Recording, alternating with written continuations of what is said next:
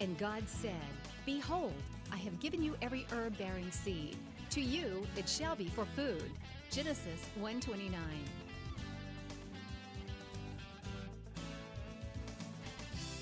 Man did eat angels' food. He sent them meat to the full. Psalm 78:25. Everyday Manna with Lisa.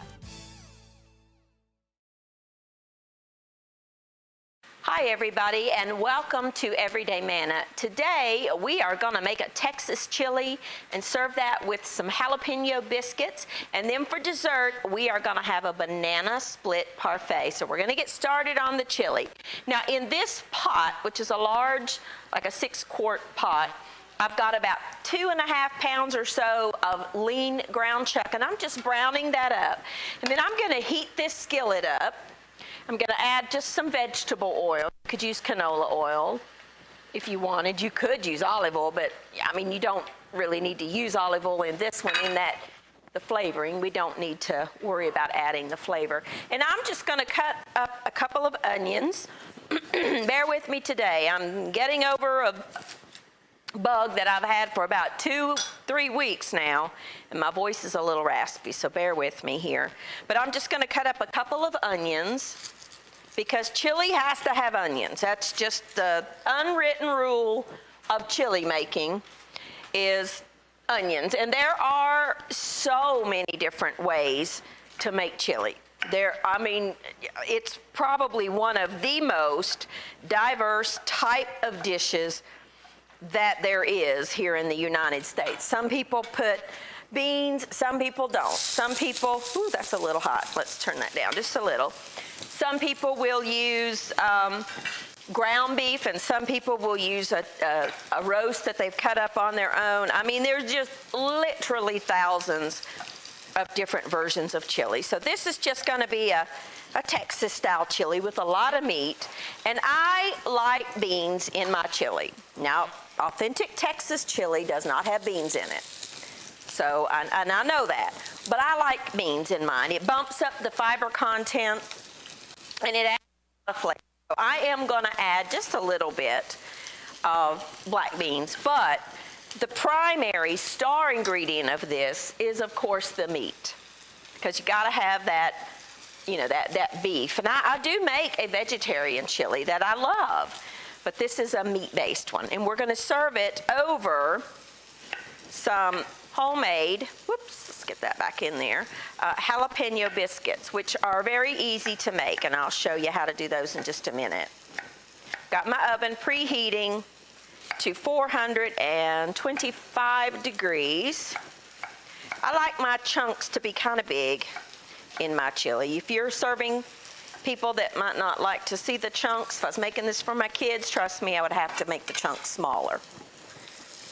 Then, you know, mince them very fine, or even grate them. A lot of times I will grate onion and other vegetables and put it in dishes so my kids don't see the big chunks. You know how children are sometimes. They're a little on the picky side at times. So I'm going to saute this separately, because, let me explain, sometimes I don't do that. Sometimes I just will put it down in the pot.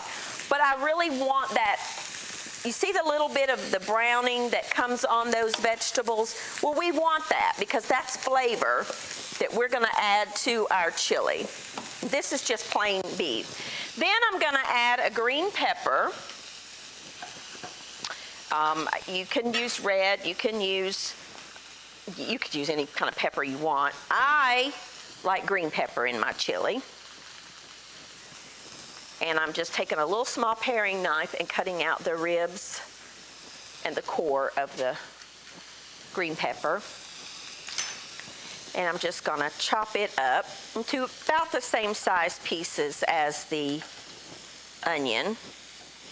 Really, it's one of those things, you could do this and then brown the beef and then add the vegetables to it and put it in a crock pot and leave it all day long if you wanted to. This is a wonderful recipe to put in your crock pot.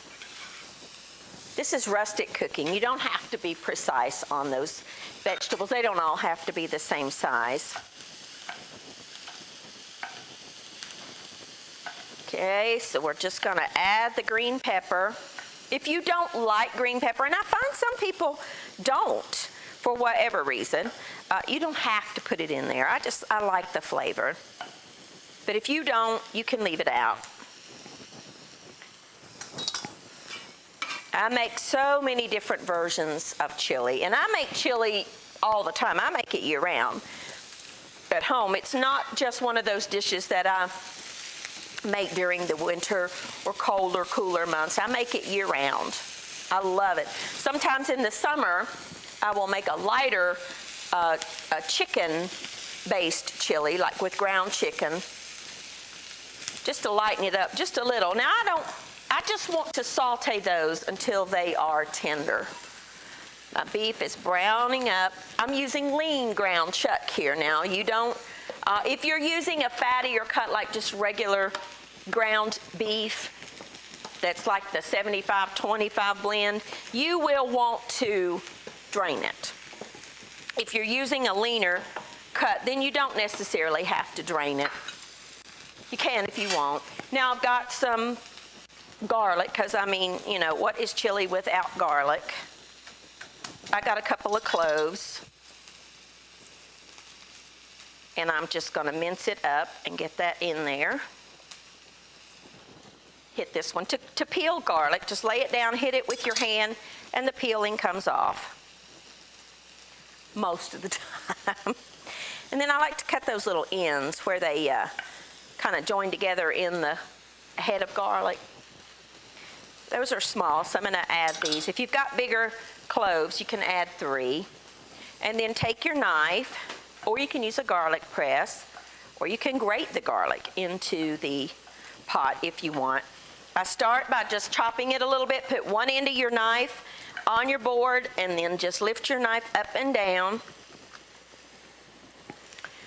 until you get it as fine as you like. I love garlic. I cannot imagine eating many things without garlic. Chinese food for sure, Mexican food for sure. It just adds so much flavor to so many different things. I'm going to add mine to the vegetables there. Now I think the ground beef is about ready. So let's see. Now, this has got a little bit more fat than I want in there. And I'm going to show you a little trick that I do oftentimes. If I don't want to pour it into a strainer and drain it out completely, I want to leave a little bit in there because fat is flavor. But let me show you a little trick that I do. I will take some paper towels, wad them up, take a pair of tongs, and then just take the paper toweling, kind of work it through there, and the paper towel will absorb the excess oil, the excess grease. I do that a lot instead of draining if I don't want, and then you can just throw that away. And never, never drain your ground beef or anything like that with a grease in it. Don't pour it down in your sink because it will clog up your pipes. And if you have a septic tank at home system where the water goes in, it will clog that off. And even if you're on public utilities, it'll clog off the pipes. So do not ever pour grease down in your drains. And that's all I want to remove. I want to leave a little bit of it. That's just a little hint for you if you want to do that instead of draining it completely. Now that's done to the point that I want it. So our rule is add your spices and flavorings before you add any liquid. So this is just some salt and some pepper, some oregano, because yes, oregano is used extensively in Mexican or Southwest cooking. It's not just for Italian food. This is just ground cumin.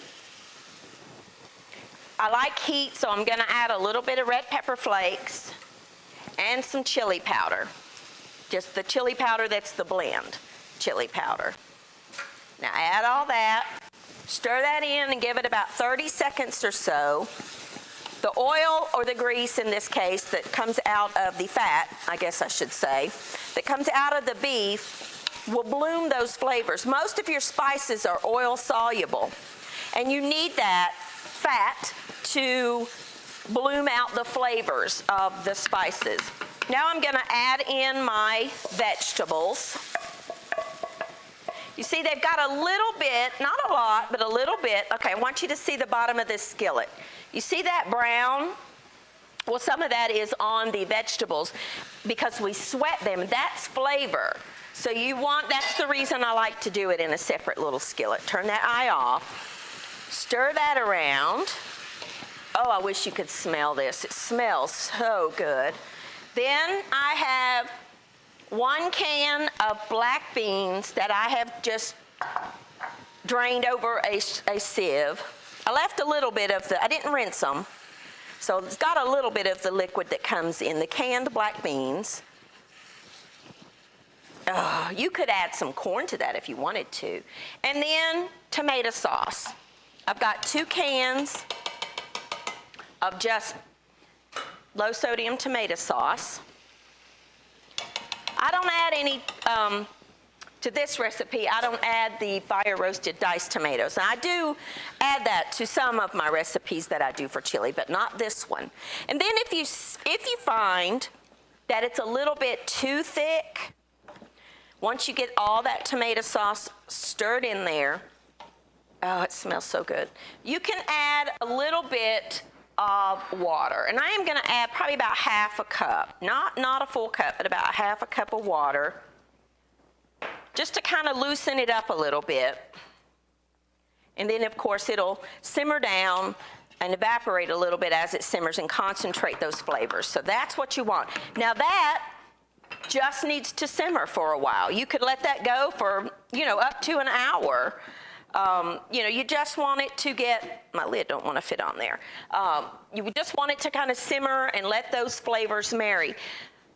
Things like this are even better if you make it a day ahead of time and let it set overnight, let it simmer, chill it just a little bit, and then put it in the refrigerator, let it come to room temperature for maybe 20 minutes, then put it in the refrigerator and then heat it up the day you're wanting to serve it. It'll be even better. Chilies and soups and stews like that are good the next day. I think they taste even better. So we're just gonna let this simmer. I'm gonna take a quick break, and when I come back, we're gonna make the biscuits. I'll be back in just a minute.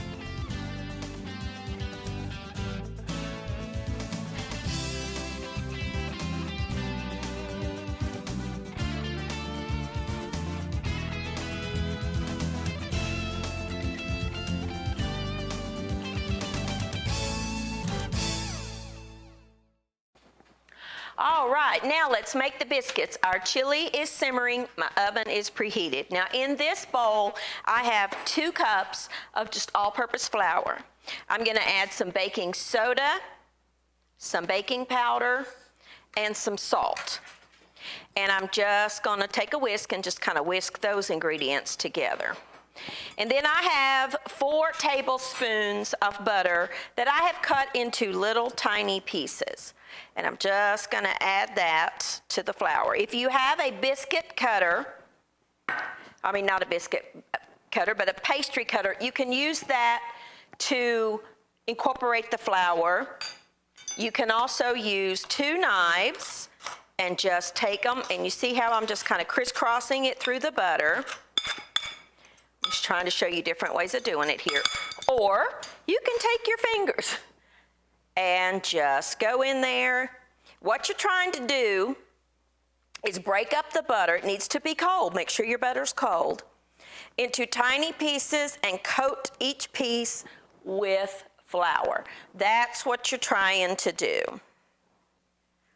until it resembles tiny little, think rice-shaped sand, little tiny grains of butter with your flour. You just want to incorporate that. Now, what's going to happen when it bakes is the butter's going to melt and puff and create the lightness and flakiness in there, and it's going to help the baking soda and the baking powder to do its job because it's going to melt into a liquid. If old-fashioned, timey biscuits are made with lard. If you want to use that, you can. I don't recommend the lard that you buy in the grocery stores. I think it tastes rancid. If you have your own, then by all means. But I really kind of like the flavor of butter. If you want to add half and half solid shortening, like 2 tablespoons of solid shortening and 2 spoons of butter, you could do that too. That's good. You see how I've got that just worked in there? That's what you want. You want that loose, no big visible chunks of butter. Let me rinse my hands. Just kind of get that flour off. Dry them. And then the star of this show, the jalapenos. I'm using 2, and you want to mince them very fine. And I did remove the seeds and the little membranes, because honestly, that's where a lot of the heat is. So I'm just mincing those up.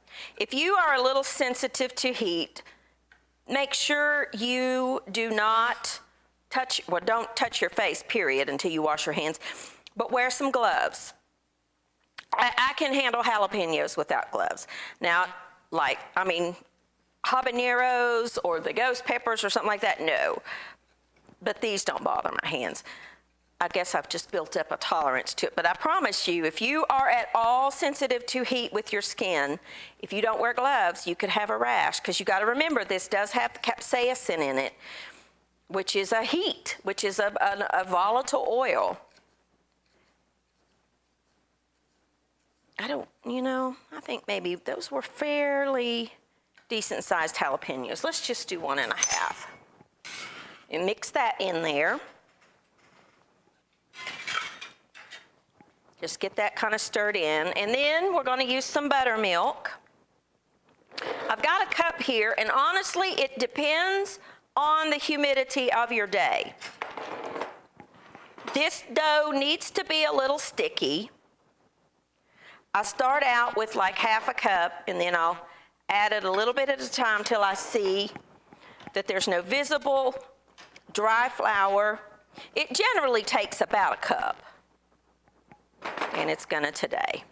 But I honestly, there have been times with any kind of a biscuit or pie crust, it really depends on the humidity in the room that you're working in.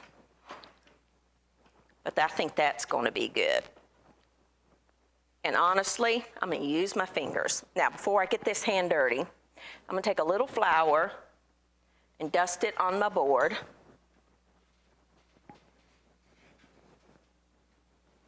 A little messy, but that's okay. I'm just gonna take my fingers and work that all together. Then I'm just gonna dump it out on my board. I'm gonna knead it. I'll show you what I mean. Take your dough, kind of form it into a nice little ball, and then take one side, push it in. You see how that's called kneading? If you don't know that, that's what's kneading.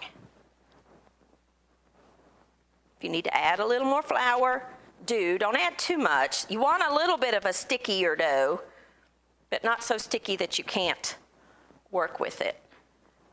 7 or 8 times with the kneading. And then what you're gonna do is pat it out or use a rolling pin. Grab my rolling pin and I'll show you. Take a little flour, dust over it, and then you want it about a 1/2 inch thick. And it doesn't have to be perfectly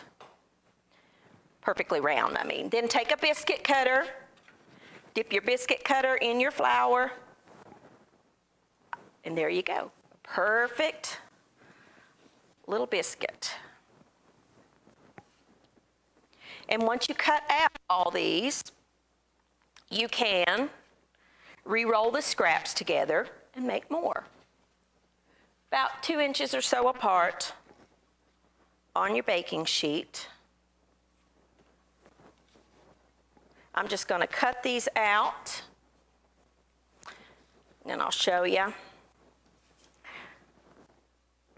Take your scraps, put it back together.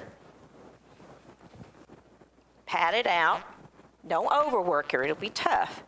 To about 1/2 inch. And get another little biscuit. Put it on your tray. Your oven should be at 425 degrees.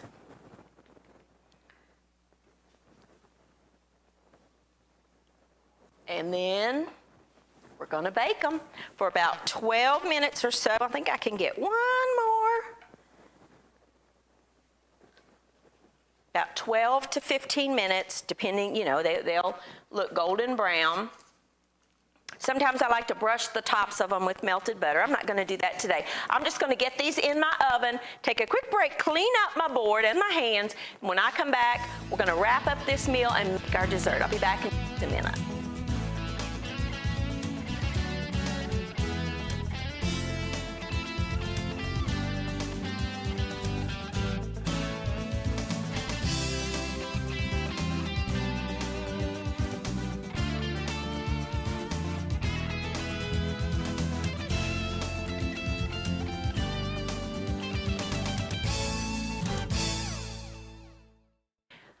Okay, we are back, and I've got my little helper here. This is my Elijah, and he's going to help me make dessert, aren't you? Are we going to make a sundae? Yeah. Okay. We're going to take, you want to do this? You want to put some of these, this is a pound cake, just a bought pound cake. Put that down in the bottom. Let's put a couple more. You want to put them in there? Okay, put them in there. Then, okay, put another cherry in there. Layer this however you want. Then we got a scoop of vanilla ice cream. Then we're going to put some chocolate. Looky here. Look at what we're doing. Oh, yum. Okay. Then, banana split time. Let's put some bananas. You like bananas, Elijah? I do. You like them cherries? You can eat the cherry. That's a banana. That's a banana that I cut up. Then we're going to put some strawberries. He likes strawberries too. And then a little more cake. I like cherries too. You like the cherries? Well, you can eat the cherries, baby. Yeah, I got one of those reindeers.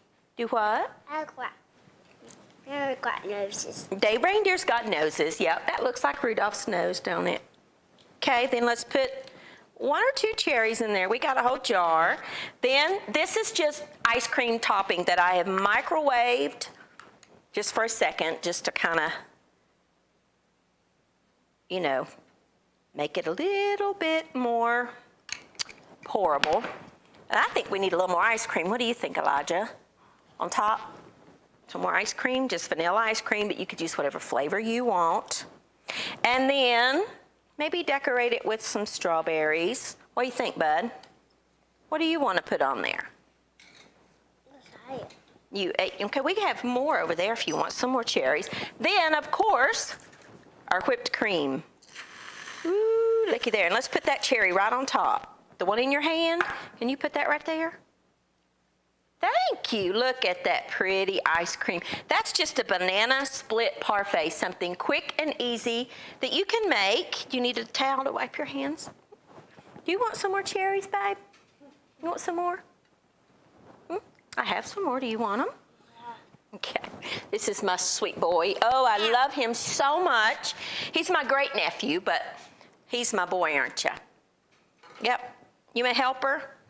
Uh-oh. You okay? He's my little helper. Thank you for helping me. Now let's put this over here. Now can you sit right there for a minute? Cheese. That's cheese. You can have some cheese if you want it. Now we're going to get our chili. Stay right there, Bud. And we're going to put our chili in a bowl. Look how good this looks, Elijah. Make sure you don't move, buddy. I don't want you to fall. There's our chili, and you can serve this with some cheese sprinkled on top if you want. Like that.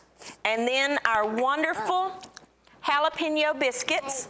Look how pretty they are. What am I doing? What are you doing? I'm making doing. And you can just break those apart or leave them whole, or you can put them in the bottom and serve the chili over top. Whatever you want to do. Be sure that you have plenty of extras if you have a helper, because they like to eat it, and that's okay. Isn't it, Elijah? Can you look right there? So here is our wonderful Texas chili with our jalapeno biscuits, our excellently made from Elijah banana split parfait that is full of strawberries and pound cake, vanilla ice cream, sliced bananas, chocolate sauce, and what was left of the maraschino cherries, but he loves them and he's gonna eat the cheese. So thank you for joining us. Can you tell everybody bye? Can you wave bye? Say, see you next time. Can you say that? I did. You did. See you next time. Is that good? Thank you for watching Everyday Manna with Lisa. This program is made possible by viewers like you. Your support is continually needed to keep Christian programming on the air. Please send your best financial gift to Living Faith Television in care of Everyday Manna, P.O. Box 1867, Abingdon, Virginia 24212.